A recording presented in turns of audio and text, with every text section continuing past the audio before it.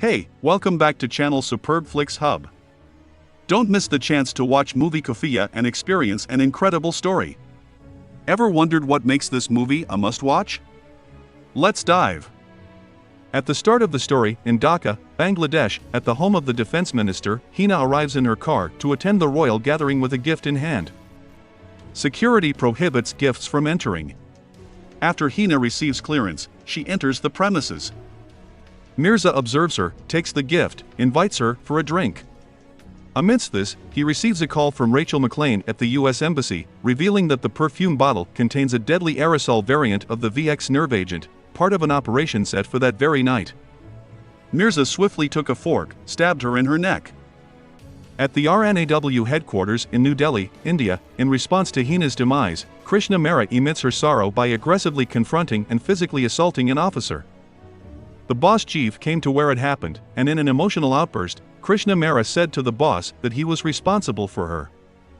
Krishna recollects about the first time she met Hina, 3 years ago, in Dhaka, Bangladesh.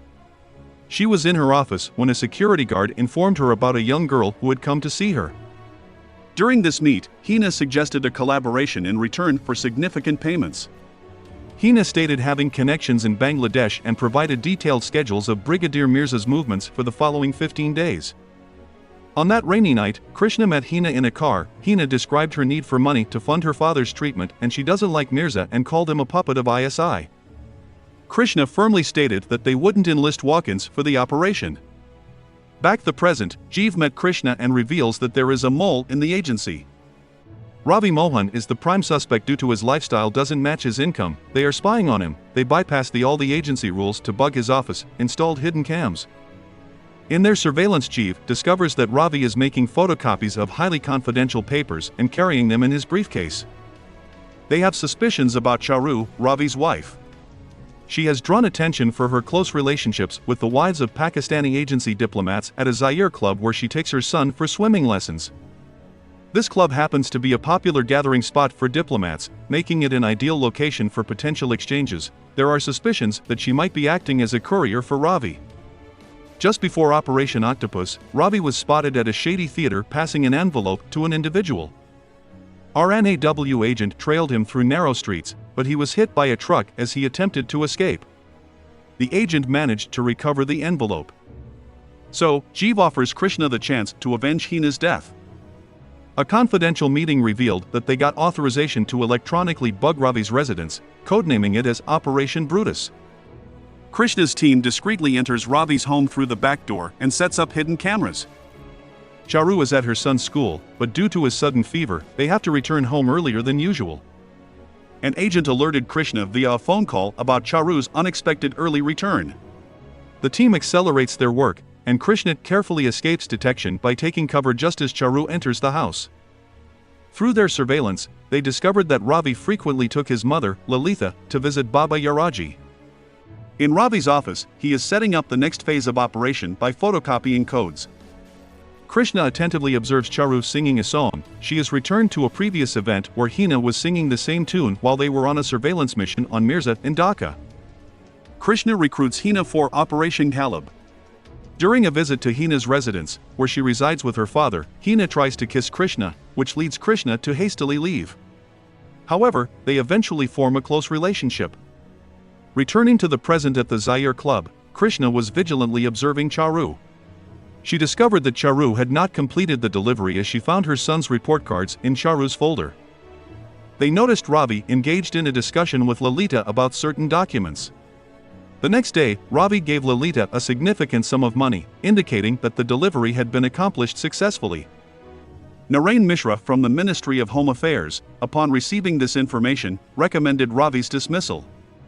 Jeev requested an opportunity to track down the puppeteer.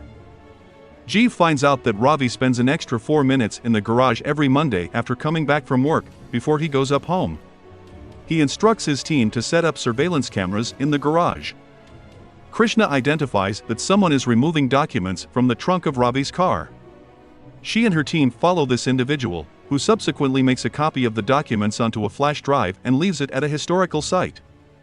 During her regular jogging routine, U.S. Ambassador Rachel McLean picks it up.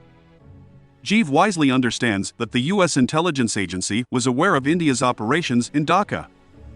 They exerted pressure on Home Minister Narain Mishra to abandon their mission in Dhaka, as the US was pursuing Osama and any Indian activity in Dhaka could compromise that. Rachel warned Narain that the US would cancel the nuclear deal with India if they did not comply. Narain was aware that the CIA was responsible for revealing every Indian asset to Islamabad. Ravi usually keeps sensitive documents in the trunk of his car. When the tube light starts flickering unexpectedly, he attempts to fix it. It's then that he discovers hidden cameras and realizes he's being covertly surveilled. He doesn't react to spot the cameras directly, but rather sees their reflection in the water that's accumulating in a container due to a leak in the ceiling. He behaves unaware of his surveillance, moves to the bathroom, and notices a small shop outside where a setup has been made to monitor his movements. Ravi shoots the agents who were keeping tabs on him. Ravi instructs his wife, Charu, to pack their bags for an unexpected move. Confused, Charu questions him, only to realize that Ravi is involved in activities that seem like a betrayal to their country. Ravi defends himself, claiming he's aiding Americans in their fight against the Taliban.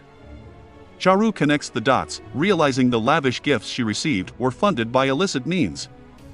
Despite this, she refuses to leave with him, standing firm in her loyalty to her homeland and forbidding him from taking their son.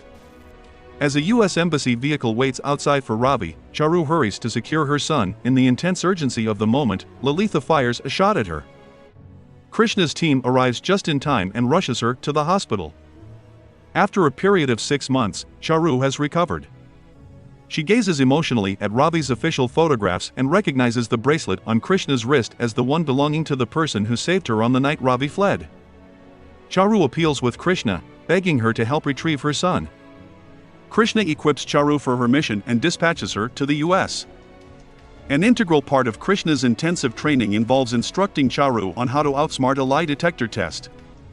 Charu tells Yara Babaji, who is touring the US, in the hopes that Lalita will inevitably visit him.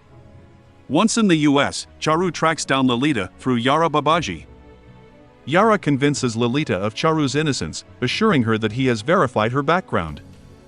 Babaji promptly contacts Krishna to inform her that he has fulfilled his part of the deal and demands the unlocking of all his bank accounts. Trusting Yaraji, Lalita brings Charu along with her. Upon seeing her son, Charu is overcome with emotion. Ravi, however, remains skeptical and considers reporting about Charu to the CIA, suspecting that Yara might have been compromised by the agency. Lalita, tired of their financial struggles and the endless housework, forbids Ravi from exposing Charu's presence to the CIA. He thoroughly checks Charu's luggage and prepares her for her interview with the CIA.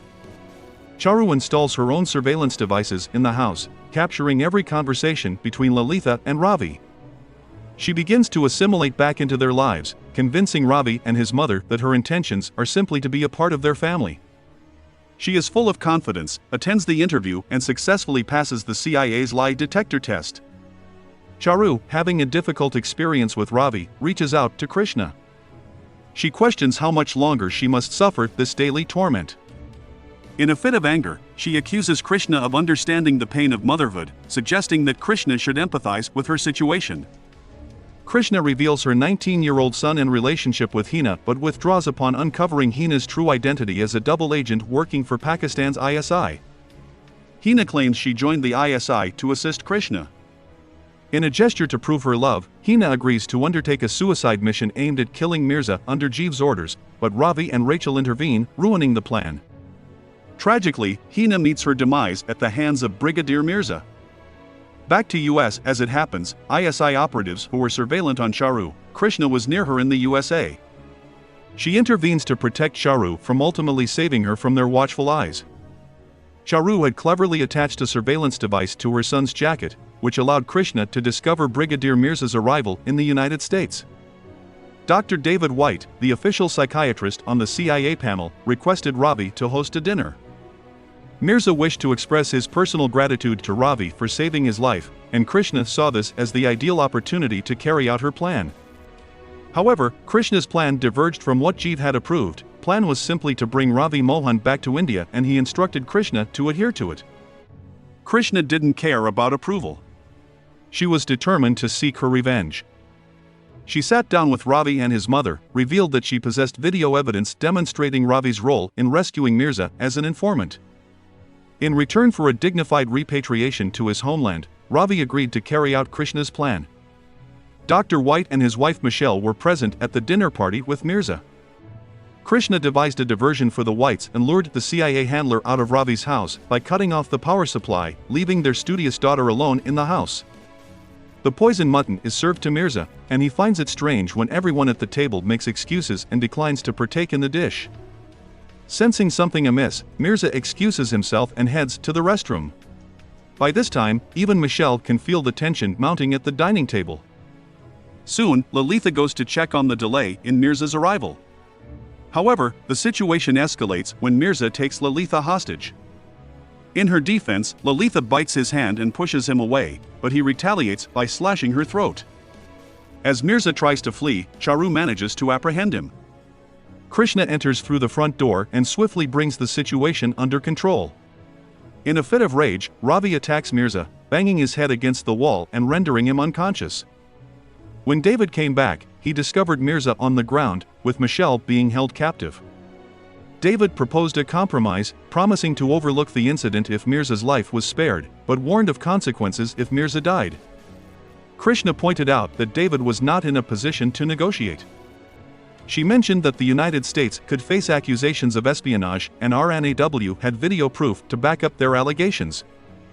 If the CIA wanted to escape the situation safe, Mirza had to die. David, finding no other options, felt forced to stand with Krishna. To make Mirza's death appear accidental, David proposed that he should be found with his head lowered.